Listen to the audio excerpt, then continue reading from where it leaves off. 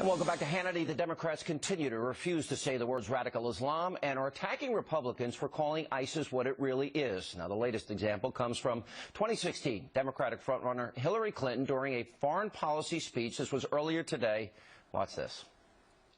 Let's be clear, though. Islam is not our adversary. Muslims are peaceful and tolerant people and have nothing whatsoever to do with terrorism. The obsession in some quarters with a clash of civilization or repeating the specific words radical Islamic terrorism isn't just a distraction. It gives these criminals, these murderers, more standing than they deserve. And back with reaction, 2016 GOP presidential candidate, senator from the great state of Texas, Ted Cruz. Senator, she couldn't say it during the debate Saturday, couldn't say it today. Bernie Sanders thinks climate change is a bigger national security threat. I want you to respond to that, and as you are, we have new footage, by the way, from inside the Paris cafe of some of the refugees attacking these innocent men, women, and children. So what's your answer to her and Bernie Sanders and Barack Obama when they say these things? Hillary Clinton and Barack Obama, the modern Democratic Party, has a blindness to radical Islamic terrorism, and they've endangered the safety and security of this country, the safety and security of millions of Americans. You know, have you noticed that the one time President Obama and Hillary Clinton are willing to use military force is when using it benefits radical Islamic terrorists? Go back to the beginning of the administration. Libya. Listen, Gaddafi was a bad man. He had a terrible human rights record. But he had voluntarily handed over his nuclear weapons efforts. He was aiding the United States in going after radical Islamic terrorists. He was targeting the terrorists. And what did Obama and Clinton do? They led NATO in bombing Gaddafi and doing everything they could to drive him out of power. And the consequence was they handed Libya over to warring tribes of radical Islamic terrorists. One of the reasons Benghazi happened, 4 Americans were murdered, it wasn't just Hillary Clinton's malfeasance on that night. It was the failed foreign policy that had handed that country over to radical Islamic terrorists. They did the same thing in Egypt. Mubarak, again, a flawed man, a dictator with a terrible human rights record, but he consistently stood as an ally with America against radical Islamic terrorists. What did Obama and Clinton do? Pushed Mubarak out and pushed the Muslim Brotherhood, which finances radical Islamic terrorism all over the globe, into power. And by the Mubarak referred to the Israelis as descendants of apes and pigs, and we gave him money and F-16s and tanks, or Obama did, I should say. Yeah, Morsi, rather. I'm sorry, Morsi. Mohammed Morsi said that. Yeah. And for that matter, in Syria, President Obama and Hillary Clinton want to topple Assad. Assad is a bad man. If they succeed in toppling Assad, Syria will be taken over by radical Islamic terrorists, by al-Qaeda and al-Nusra and ISIS. And by the way, there are a whole bunch of Republicans running for president that agree with Barack Obama and Hillary Clinton that we should be toppling Assad in Syria, that we should be putting in a no-fly zone.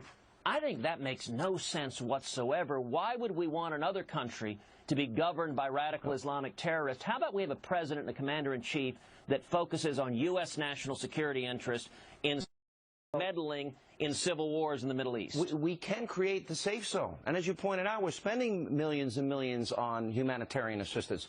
I want to do two things in the little time I have left with you, Senator. And I want to play 2 days ago, or 3 days ago now, John Kerry says I understand the legitimacy or the rationale, he changed the word, of the Charlie Hebdo attack, but there was no basis for this one. I was stunned by that statement.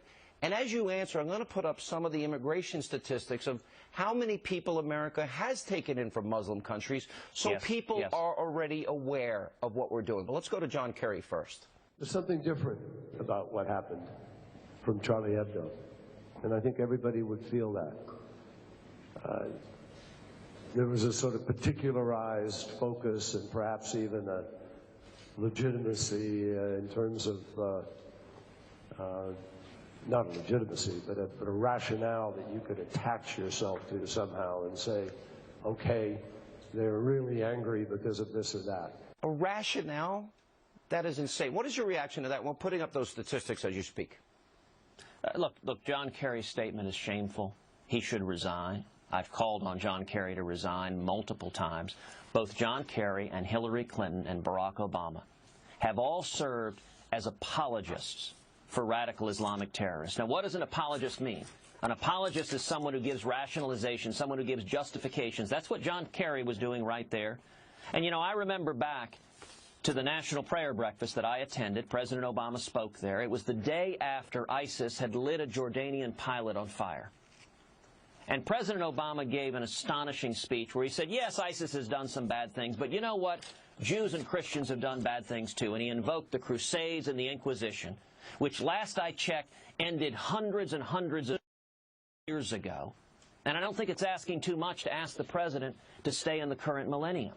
And the argument he's using, that ISIS is just like the Crusades and the Inquisition, that is exactly the argument that ISIS uses, that the radical Islamic terrorists use. And it is harmful when the president is and the Secretary of State is defending radical Islamic terrorists. I'll tell you this, Sean, if I'm elected president, number one, we will finally secure the borders. We will get it done. I will build a wall that works. We will triple the Border Patrol. We will deport criminal illegal aliens. We will stop illegal immigration. Just in Texas, they just caught 8 Syrians trying to cross the border illegally. We will solve that problem. But number two, as Commander-in-Chief, we will defeat radical Islamic terrorism. You know, President Obama said in Europe, he doesn't have time for American leadership or America winning. What on earth is happening when the president says he doesn't believe in America winning anymore? I'll tell you what, my philosophy on radical Islamic terrorism is exactly the opposite. To borrow a page from Ronald Reagan in the Cold War, my philosophy is very simple. We win, they lose. We will defeat radical Islamic terrorism, and it will start in January of 2017. You know, it's interesting because the 9/11 Commission report said they're at war with us. We're not at war with them. Yes. One side will win. Senator, thank you for your time tonight. Appreciate it. Thank you, Sean. God bless.